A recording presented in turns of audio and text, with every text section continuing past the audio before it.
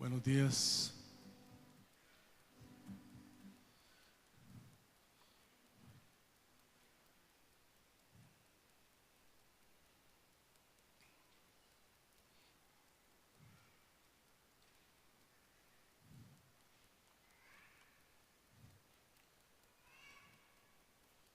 Ya estamos, gracias a todos por su puntualidad. Señor, oramos en esta mañana para que por tu amor y por tu misericordia tu palabra corra y sea glorificada en nuestras vidas. Que podamos redimir el tiempo, Señor, en el nombre de Jesús. Amén. Seguimos con el estudio de Apocalipsis y durante estos domingos se estará abordando el tema que inició el domingo pasado de las 7 iglesias. Trajimos una presentación, vamos a ver si con Jaime vamos coordinando. Trabajamos varios formatos, esperamos que se puedan apreciar y se pueda ver. Hoy estamos en Apocalipsis capítulo 2 y vamos a abordar el mensaje a la iglesia de Esmirna y el mensaje a la iglesia de Pérgamo. Para que nos ubiquemos nada más en la siguiente filmina, no sé si logran apreciar el puntito negro que está abajo que dice Patmos, que esa es la isla desde donde Juan escribe, y cada uno de los números corresponde a las iglesias a las cuales llega el mensaje. Ahí está el número 1, Éfeso, y sucesivamente está el número 7, en donde está la Odisea. Siguiente filmina, Jaime, si me ayudan, por favor. Y en un mapa más contextualizado para que podamos dimensionarlo, allá a la bota vemos dónde está Italia, ahí está la isla de Creta, y ahí donde están los puntitos son las iglesias que acabamos de mencionar. Es lo que hoy se conoce como parte del país de Turquía. Ahí hay un resumen de los mensajes o de los ejes principales que deberíamos abordar en cada una de las iglesias. Hoy estamos en Esmirna y estamos en Pérgamo. En cada una de las iglesias Cristo se revela. En las de hoy, las que estudiaremos en Esmirna, Cristo se revela como el primero y el último, el que estaba muerto y que vive. En la de Pérgamo se revela como el que tiene la espada de 2 filos en su boca. Hay un juicio determinado para cada una de las iglesias.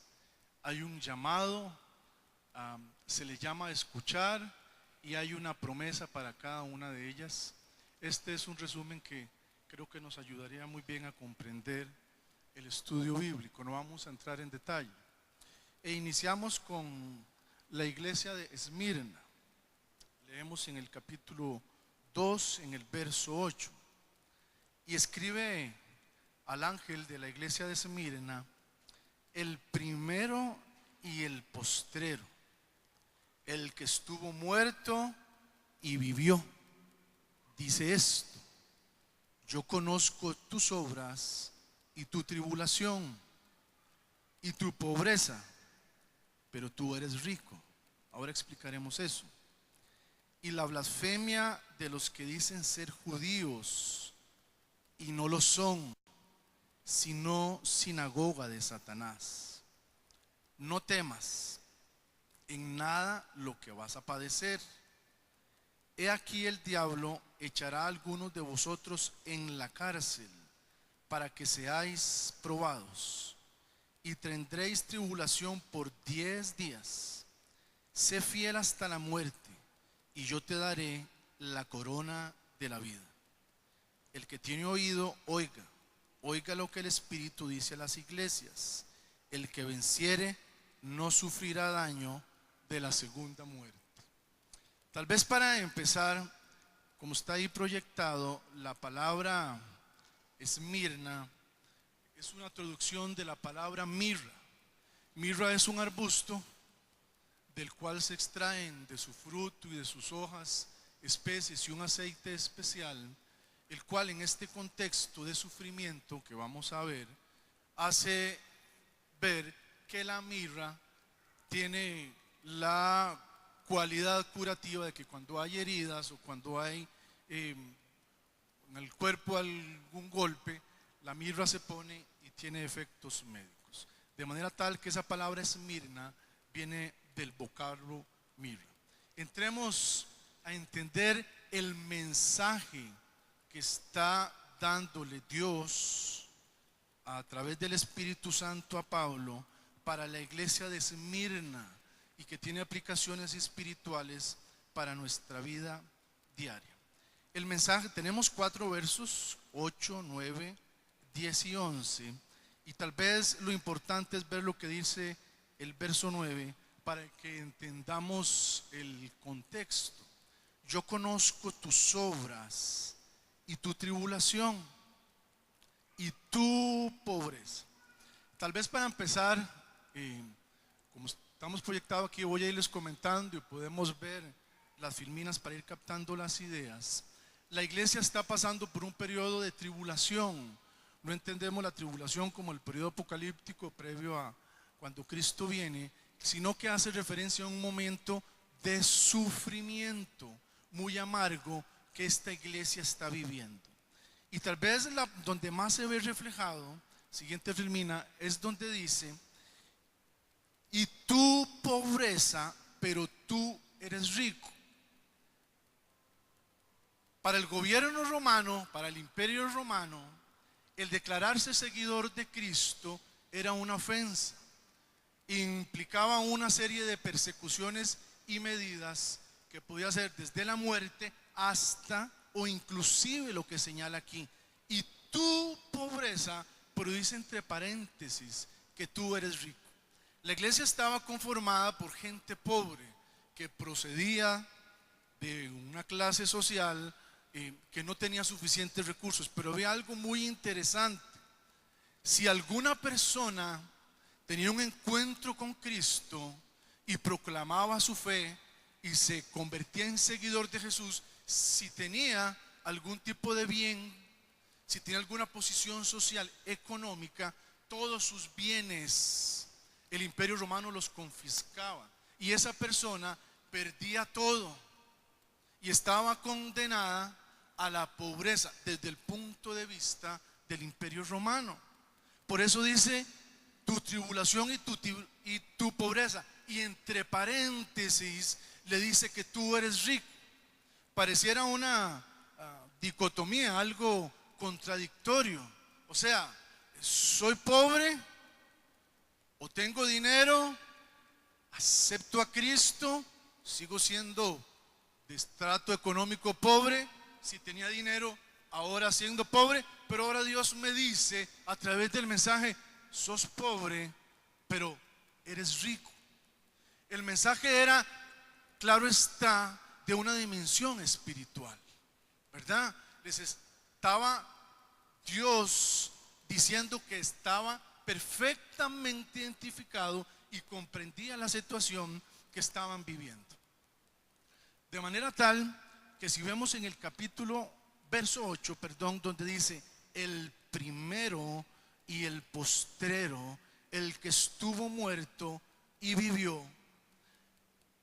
Dios lo que le estaba diciendo a esta iglesia a través de este primer versículo era hacerles ver que Él había muerto. La persecución que se había desatado era tal que la gente no solo podía perder sus bienes, sino que era sujeto de muerte. Era sujeto de muerte. Y entonces lo interesante es que Dios no les dice: cuando lleguen a mí van a vivir y se va a acabar la persecución. Él les dice: yo estuve muerto y ahora vivo, y porque vivo entiendo lo que están pasando y quiero darles el siguiente mensaje, siguiente pasaje. Esa palabra de muerte, hermanos, escudriñando y tratando de entender lo que sucede de entre la muerte de Cristo, ¿verdad?, en el primer siglo y en el periodo de paz que llega con el emperador Constantino, pasaron más de 300 años, casi 400. Y en este periodo de Esmirna, en el cual se escribe el mensaje, se estima que murieron 5 millones de personas por declarar su fe en Cristo. 5 millones de personas por tomar la decisión de proclamar a Cristo como su Señor y su Salvador. Cuando Él dice, el que estuvo muerto y vivió, les dice, aunque mueran, la promesa que está escrita aquí es que trascenderán su vida física y tendrán la vida eterna. Y cuando veían el mapa, hermanos, no teníamos en ese momento la imprenta, obviamente no existía en el internet.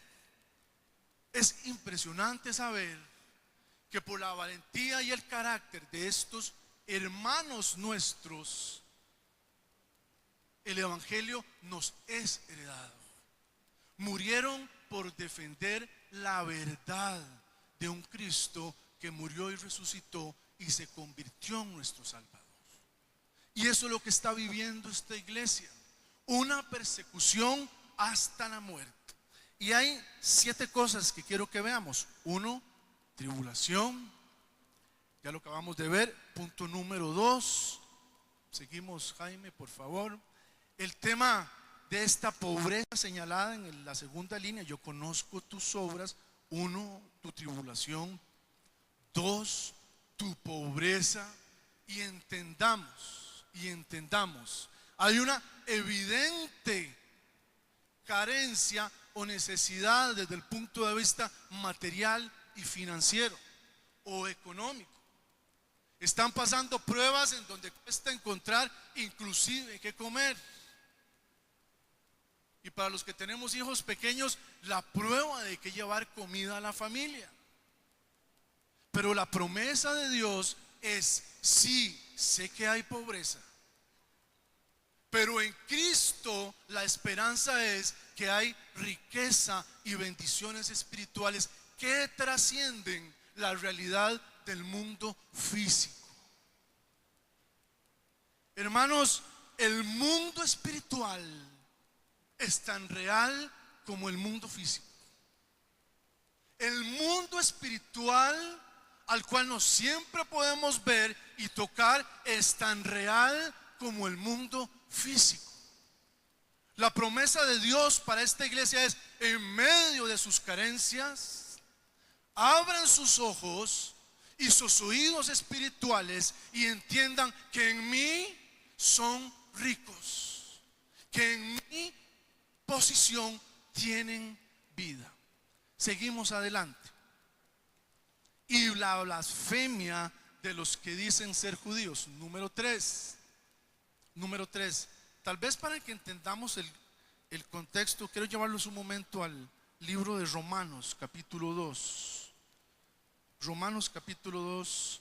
Dentro de todos los versos que podemos leer, creo que este nos va a ayudar bastante.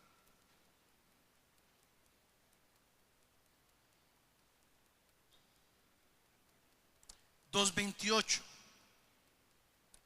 Pues no es judío el que lo es exteriormente,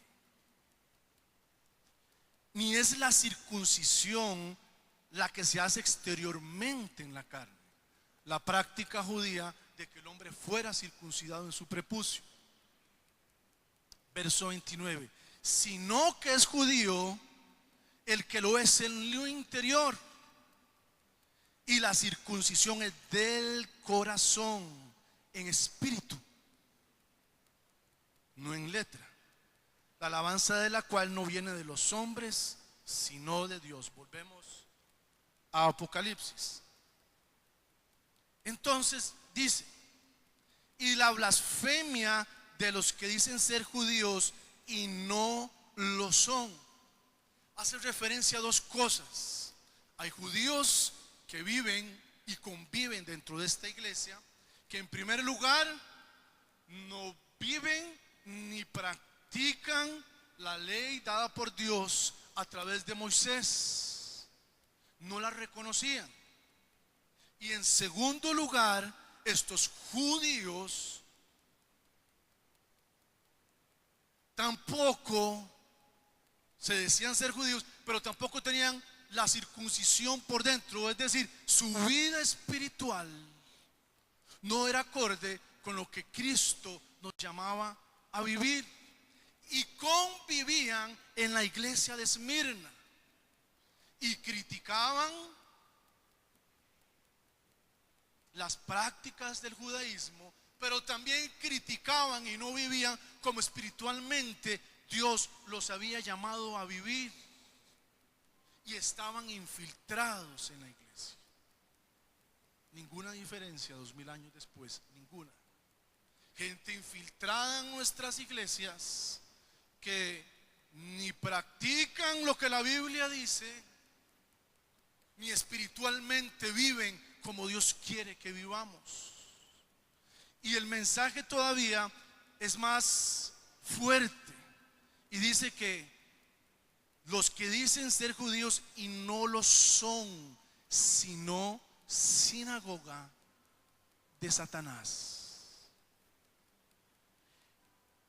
Y debemos comprender que efectivamente este tipo de personas eran dominadas por el diablo para traer destrucción, división, problemas, etcétera, etcétera.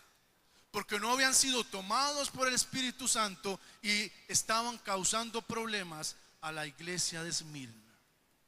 Seguimos con el siguiente.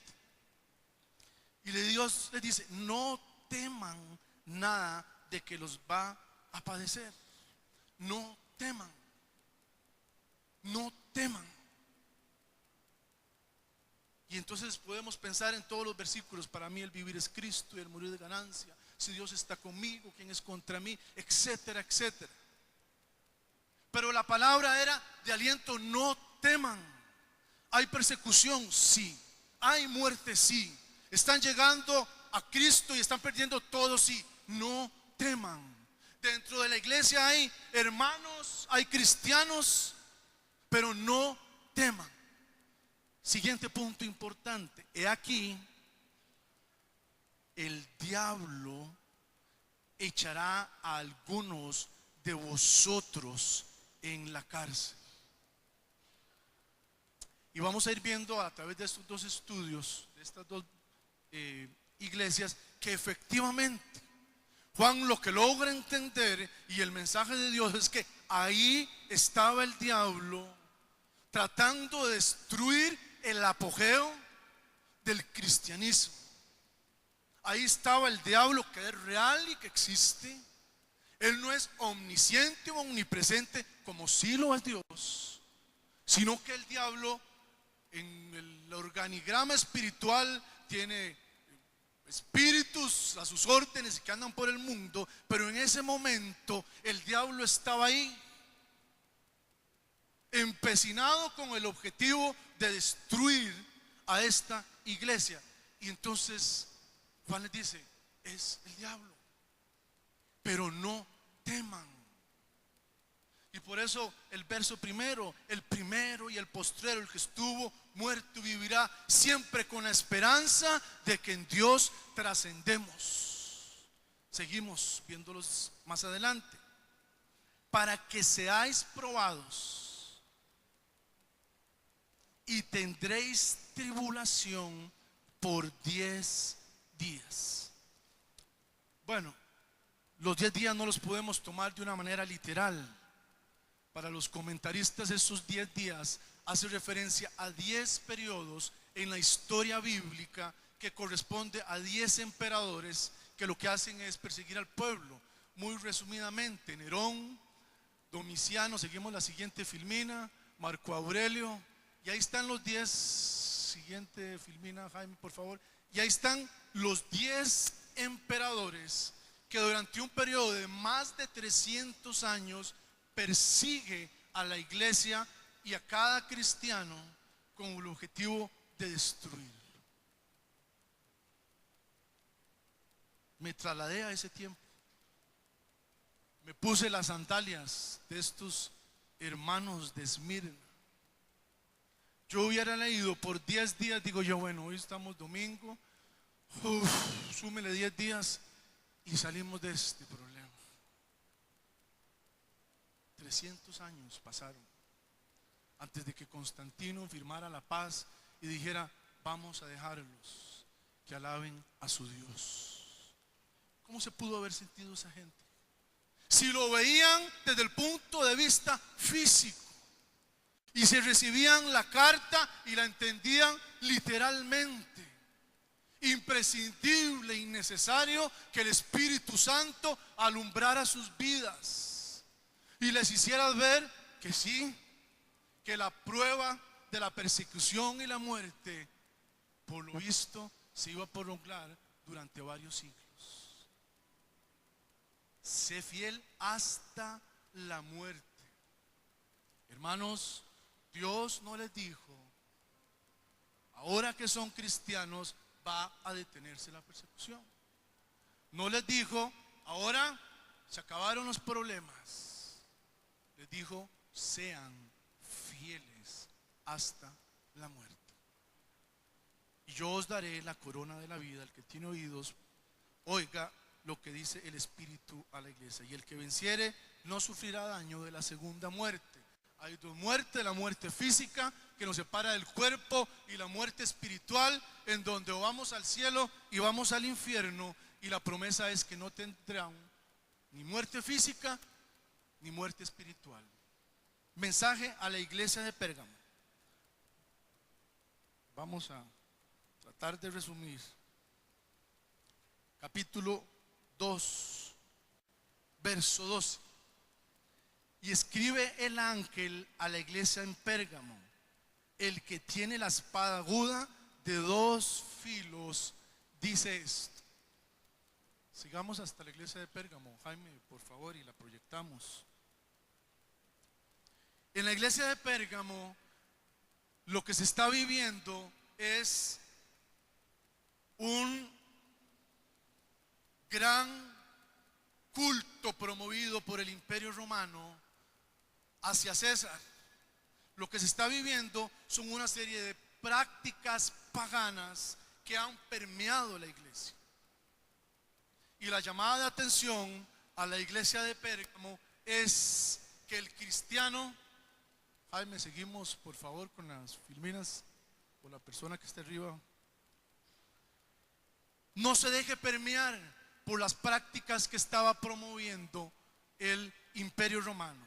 Esta iglesia de Pérgamo tenía la particularidad que en ese momento, en la época, era la iglesia, era el pueblo con mayor riqueza.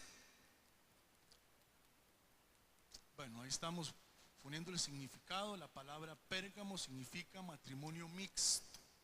Y ahora vamos a entender qué es lo que está pasando. Tenemos cristianos que efectivamente viven como Dios manda, pero otros que están practicando una serie de, valga la redundancia, de prácticas paganas, y están conviviendo en la iglesia. La siguiente, por favor. Lo que quiero es que vean, no se aprecia muy bien, pero esta iglesia estaba sobre un monte. Era en ese momento la ciudad de Pérgamo la más rica. Se llamaba, o le decían, la corona del Imperio Romano por su riqueza. Y eso hizo que se levantaran una serie de templos a dioses griegos y romanos, y en especialmente a César. Y estaban obligados quienes vivían en ese lugar a rendirles culto. Y la iglesia de Pérgamo y los hermanos estaban siendo sometidos a esta prueba. Y dice, verso 12: el que tiene la espada aguda de 2 filos. La espada, mientras lo van proyectando, para que se pueda comprender en el contexto, César ponía en cada una de las provincias del Imperio Romano a un gobernador. Y dependiendo del nivel que tuviera este gobernador, tenía la posibilidad de tener una espada. Y era una espada de 2 filos. Vamos a ver si la proyectamos. La espada de 2 filos es, claro está, de cada uno de los lados tiene filo. Ahí está. El poder que César le da al gobernador implicaba que cualquier persona que se opusiera a César, en lo que él lo considerara, podía tomar la espada, podía matar a esa persona en el mismo lugar es donde estuviese. Y si no, César le permitía al gobernador que el gobernador tomara su espada, lo diera a un centurión, es decir, a alguno de los jefes de sus ejércitos, y le decía: por favor, mate a don Joseph, que no se arrodilló y no me confesó como Señor. Por eso dice: el que tiene la espada aguda de dos filos, dice esto. Dentro de la lógica de las personas que vivían en ese lugar, la espada de dos filos la tenía el gobernador. Esto era lo que decía la cultura y el mundo físico. Pero en el mundo espiritual, que es a lo que Dios nos llama a estar atentos, la espada de la vida y de la muerte las tiene solamente nuestro Dios y nuestro Señor. Sigue diciendo, verso 3: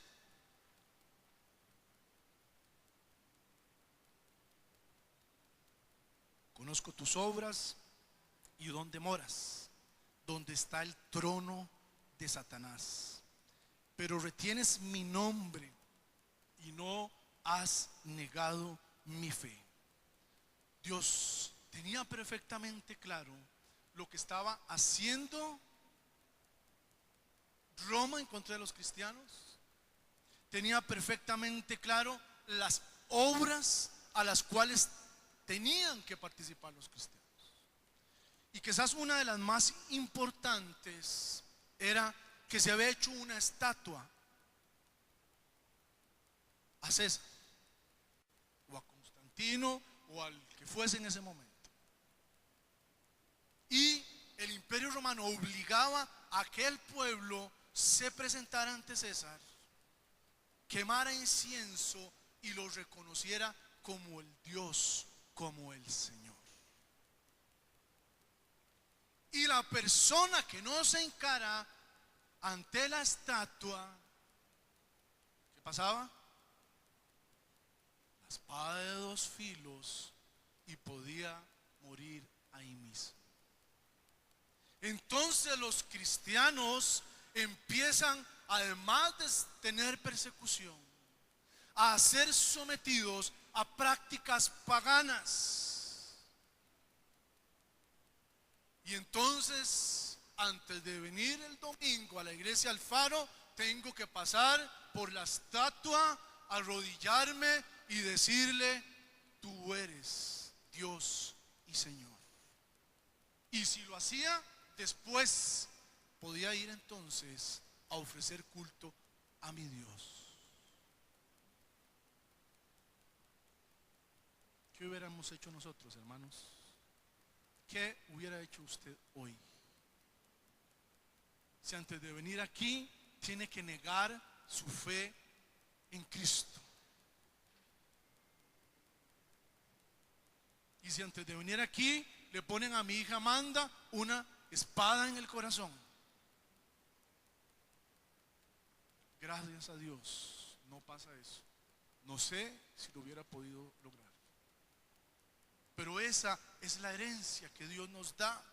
Y dice: donde está el trono de Satanás. El paganismo era tal que Satanás estaba entronado ahí con el propósito de que no se le rindiera culto a Dios, sino a imágenes. Seguimos más adelante: pero retienes mi nombre y no has negado mi fe. Hay un reconocimiento. Hay un reconocimiento expreso de Dios de que habían personas que no habían negado la fe a pesar de esta situación.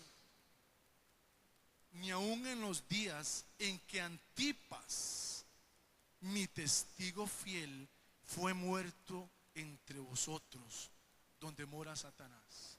Parece que Antipas había sido uno de los pastores de esta iglesia. Y por negarse a cumplir las prácticas que el Imperio Romano demandaba, dice la historia que habían estatuas, dentro de las múltiples que había, acostumbraban a hacer vacas o toros de bronce. Y a Antipas lo metieron dentro de un toro de bronce y lo subieron en una hoguera para que muriera quemado. Eso dice la historia. Puede que haya muerto por una espada, puede que haya muerto quemado. Murió defendiendo y confesando a Cristo como su Señor y su Salvador. ¿Cómo defendemos nuestra fe? ¿Cómo defendemos nuestra manera de decirle al mundo, creo en Cristo? Supongo que a usted le ha pasado estos días con el tema de las elecciones y el famoso fallo de la corte. Ustedes no tienen idea la cantidad de acoso, de burlas y de presión que se ha desatado donde estoy. ¿Cómo defendemos nuestra fe? ¿Ante qué nos doblegamos? ¿Hemos caído rendidos ante la presión de Satanás o vemos con nuestros ojos espirituales y entendemos que la fe no se niega, que nuestro estilo de vida pone en evidencia nuestra relación con Dios, que debemos prevalecer en medio de las pruebas y las circunstancias? Verso 14, pero tengo unas pocas cosas contra ti, con esto voy terminando, que tienes aquí a los que retienen a la doctrina de Balaam. Vamos buscando la filmina, por favor. Que enseñaba a Balac a poner tropiezo ante los hijos de Israel, a comer cosas sacrificadas a los ídolos y a cometer fornicación. Y también tienes a los que retienen la doctrina de los nicolaitas, la que yo aborrezco. En primer lugar, en Balaam, lo podemos buscar en Números 21 y Números 25, fue aquel al que le habló la mula. Dentro de una de las cosas que hizo el profeta Balaam fue que promovió que los israelitas se acostaran o se casaran con mujeres que no fueran hebreas. No había ningún problema en la fornicación y que como cristianos tuvieran relación con otro tipo de mujeres y tuvieran prácticas idolátricas. Y el nicolaita hacía referencia, y en la historia se habla de un hombre mencionado en la Biblia que tuvo un encuentro con Jesús, que fue cristiano, pero empezó a promover prácticas de fornicación dentro de la misma iglesia y no había problema porque éramos salvos por su gracia. Entonces Dios lo que le está diciendo a esta iglesia es: sé que el paganismo se está promoviendo a través de la idolatría y eso les puede costar la muerte, pero que además hay dentro de la congregación personas que están promoviendo un cristianismo fácil, seguidores de Balaam o seguidores de estos nicolaitas. Por tanto, dice el verso 16, arrepiéntanse, pues si no, vendré a ti pronto y pelearé contra ellos con la espada de mi boca.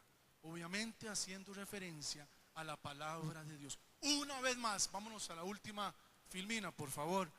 Una vez más, en la misma congregación, hermanos, si se podían llamar así, cristianos, si se podían llamar así, que estaban promoviendo un cristianismo sin compromiso,